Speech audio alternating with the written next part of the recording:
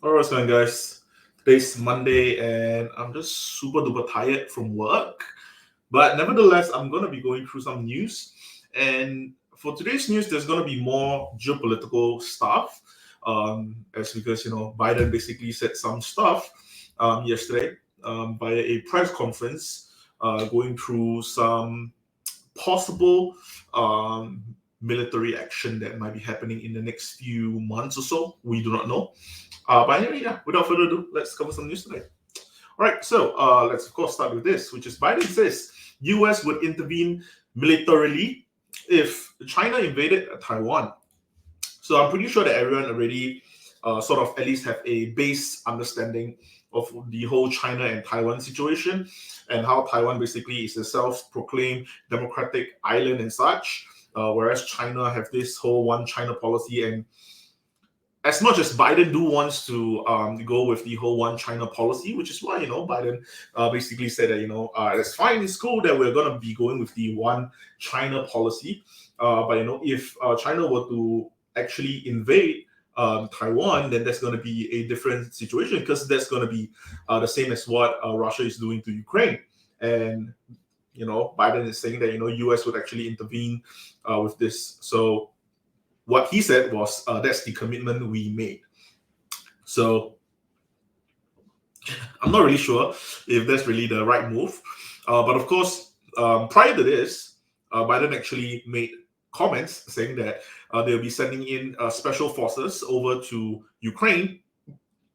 Excuse me, sending special forces to Ukraine, to the embassy in Kiev, to protect the embassy for the United States embassy that is in Kiev, which is the main capital of Ukraine. I'm not sure sending the special forces over to the US embassy in Ukraine will really cause any sort of conflict. But I do think that because that's basically more towards the side of protecting the embassy, not really doing any sort of political tension via sending in troops to Ukraine. So I don't think there should be any issues for that. But of course, that was kind of like a big issue to begin with. And then right now, we suddenly receive news. This actually came in, I think, about 5-6 hours ago. So yeah, Biden saying that this is going to be happening. All right, anyway, let's go through the thing a little bit. So yeah, he said, yeah, that's the commitment that we made. This was a news conference in Tokyo. Stressed that the United States remain committed to the bedrock One China policy, which recognizes the People's Republic of China as the only legitimate government of China and acknowledges but doesn't endorse Beijing's claim that Taiwan is part of China. The president said that the policy doesn't give China the right to forcefully take over the democratically self-ruled island. We agree with the One China policy and all the attendant agreement we made, but the idea that can be taken by force, would just not be appropriate. So yeah, actually, something that was being added to this part of the news as well that I do want to talk about as well, which would be over on Bloomberg, which is this. The United States unveiled a 13-nation economic pact to assert Asia's leadership. So the Indo Pacific Economic Framework aims to counter China. So of course, clearly, I do think that this was actually made kind of strategically against China. And of course, I do think that what the US is actually doing right now is actually properly timed, if you believe it or not, because China on Friday, China basically just came out to say that they are going to be cutting down on their mortgage rate, aka getting into a recession. Okay, and as much as how much China wants to say that hey, we're not really in a recession. Okay, we're going to be bouncing back very very soon. But the thing is that COVID is still a huge issue to China, especially with their whole mindset around COVID. So if that doesn't change in the near future, nothing's going to be changing for China in the very very near future. And I do think that what the US is basically doing right now is actually taking a huge step forward ahead of China at a very very correct time. Okay, it makes a lot of sense for them to actually take a step up right now, while China is still trying to think of how they can actually come back from this. Later on, there will be more news about China as well, about the oil the oil purchase as well and such. But okay, anyway, let's talk more about this 13 nation economic pact. So altogether, the nation involved in the Indo Pacific Economic Framework, or the IPEF, constitute roughly 40% of the global gross domestic product, according to the White House. So we're going to be including Australia, India, Japan, South Korea, New Zealand, along with 7 Southeast Asian countries. I actually have not read up on these. Let's see, 13 economic pact. Let's see if we can see countries. Can I get a list? Okay, let's see if we can get something out of this.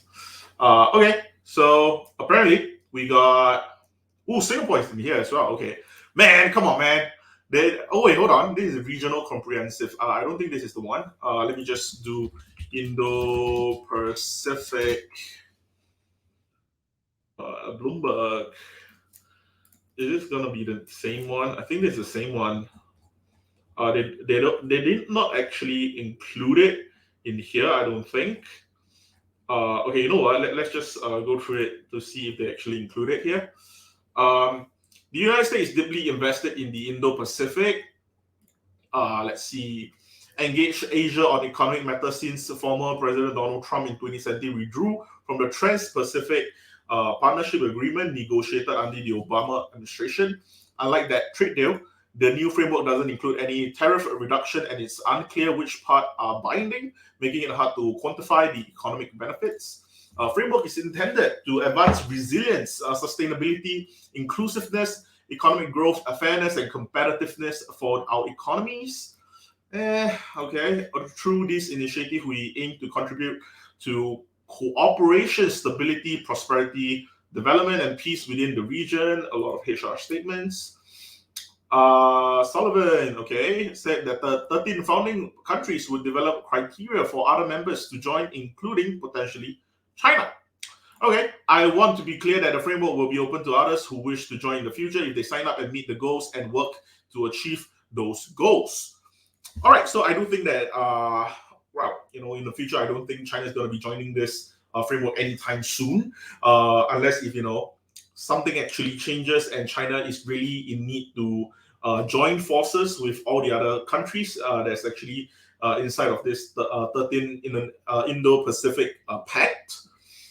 I highly doubt that China will want to join this because this sounds to me like an anti-China sort of thing. But of course, via HR statements, it only makes sense for them to kind of just say that, okay, even though China is not invited, don't worry. China is still going to be open for them to join if they want to. Kind of like how NATO was at the start as well. So I'm not very sure what are they actually trying to achieve with this as well. The senior administration official said that US didn't invite China to join the framework, partly because it was based on a set of standards the White House believes Beijing would have a hard time meeting. The US selected the initial group out of desire to reach beyond countries that have deep economic ties with America, while also ensuring they can agree to at least one of the pillars. Okay.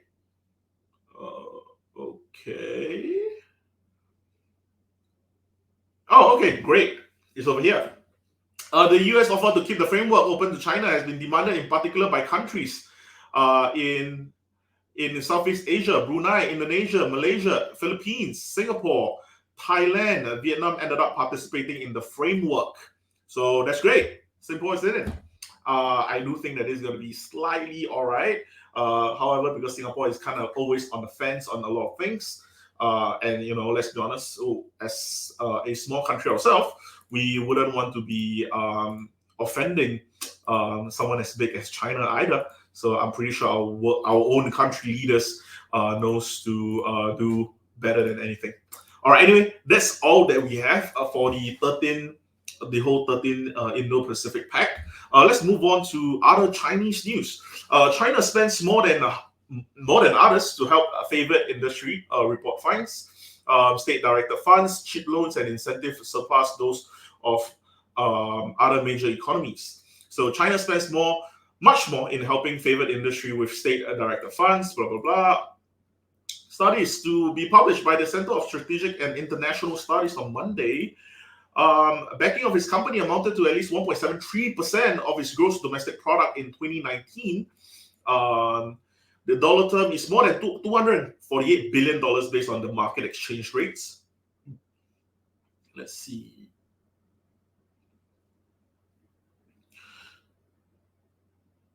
China is a large outlier. The think tank and author of the report, it spends an enormous amount on the industry policy and also uses more tools for such spending than anyone else. Okay, honestly, I think that this is just a very, very borderline story. I don't think this is going to be that important. However, the next one, I do think that is going to actually give you guys more value of some sort. So China snaps up Russia's Far East oil even as COVID saps demand. And okay, I'm pretty sure that a lot of people already knows that COVID is going to be stepping up demand for oil, especially when during COVID we actually saw the peak fear in oil, where basically oil, gas, everything went negative in price. Okay, there was a period of time during COVID where oil was basically negative $2 per barrel. Okay, it was that bad where they're actually basically paying people money to get rid of their oil. And right now, China is trying to snap up some of those so-called cheaper oil by Russia. Even though the COVID is the whole COVID situation, like I said before in the previous news, I do think that China's COVID situation is not going to get any better until the government body actually decides to think otherwise of COVID. And yeah, I do think that they're actually thinking of one thing and then doing another.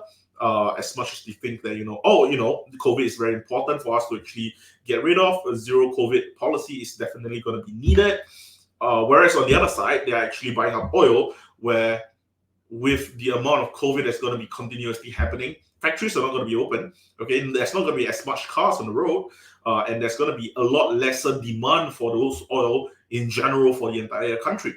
So I'm not sure why China is getting more oil. And, like my own prediction that I said before, I do think that China is trying to just rebrand the oil from Russia, basically, because people are not going to be buying unethical oil from Russia. And if China were to get the oil and then they kind of rebrand it, technically, is it ethical oil now? And I do get the argument that people can say that people are not going to buy from China if this case, because China is not a main producer for oil. But let's be honest here, a lot of time people are actually trying to just get past the threshold of, you know what, we just don't want it to be unethical by getting it from Russia directly. So getting it from China, as how China actually have relatively good relation with a lot of countries, I do think that would make a lot more sense for them to actually get it from China. Even for Singapore themselves, I do think that if Singapore do require oil, turning to China wouldn't actually make it sound so unethical to a certain extent as well. All right, so anyway, let's look more into this. Boosting imports of Russian ESPO crude from the Far East. 20 of 21 oil cargoes that have been loaded at the port of Cosmino so far this month are heading for China, according to the shipping analytics company Protexa. Flows over April and May are expected to be 20% higher than normal, according to estimates. China has been a willing consumer of Russian crude, as most other buyers shuns its export because of the war in Ukraine, with ESPO one of the most attractive grade, partly due to the short shipping distance. While the virus outbreak continues to drive uncertainty around demand, Beijing is in talks with Moscow to potentially replenish a strategic reserve with cheap Russian oil. So like I said before, it's very, very smart. If they actually just replenish the reserve now, they are just making sure that they have enough oil for them to continue for what might be a very, very tough time ahead for them. And I do think that this is almost confirming my thoughts and solidifying my thoughts on China going into a recession. This kind of makes sense because they probably have their reserve kind of almost wiped out from this whole entire situation. By this situation, I do not mean the war, I mean the recession that's happening in China. And right now, they just basically want to replenish the strategic reserve by getting some cheap Russian oil.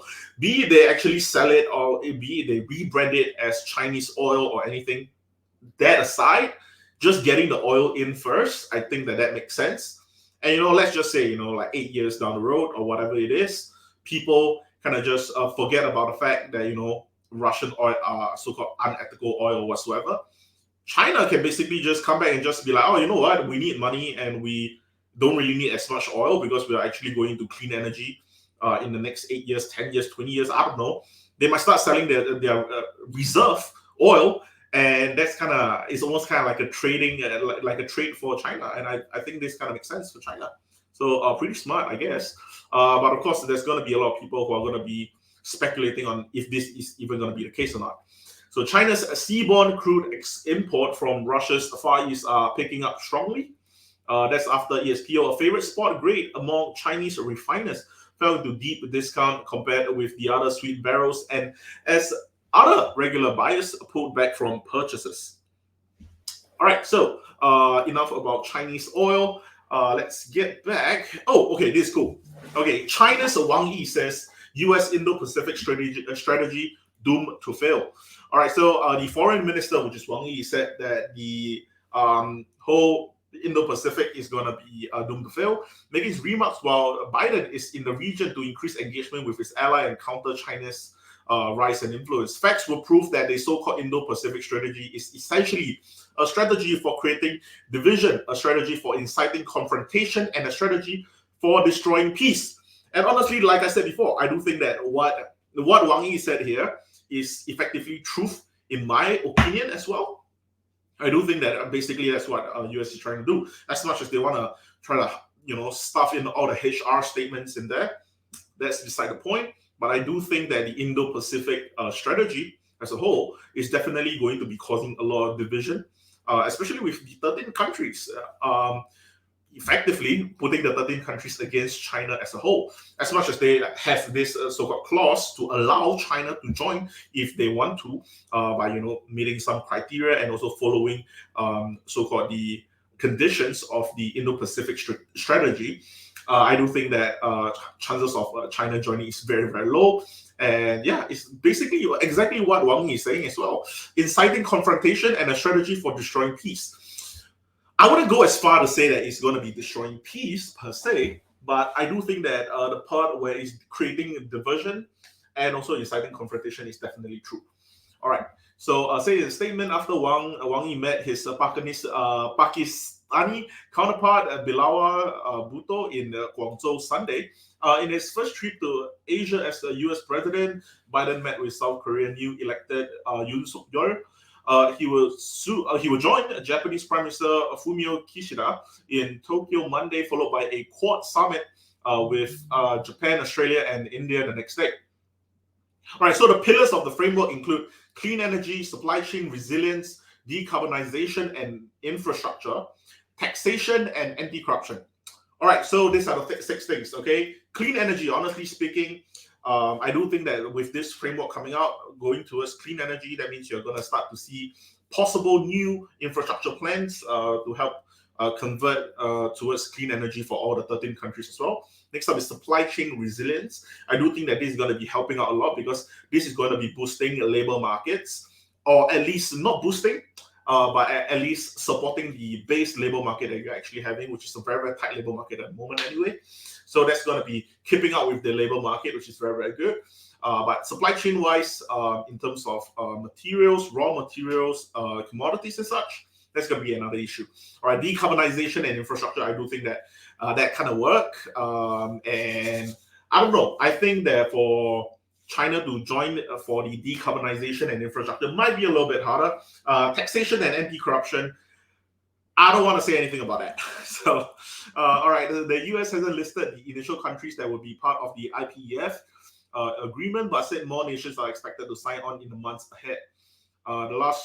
Last week, a group of more than 50 US senators wrote to Biden urging him to include Taiwan as a partner in the IPEF. Okay, cool.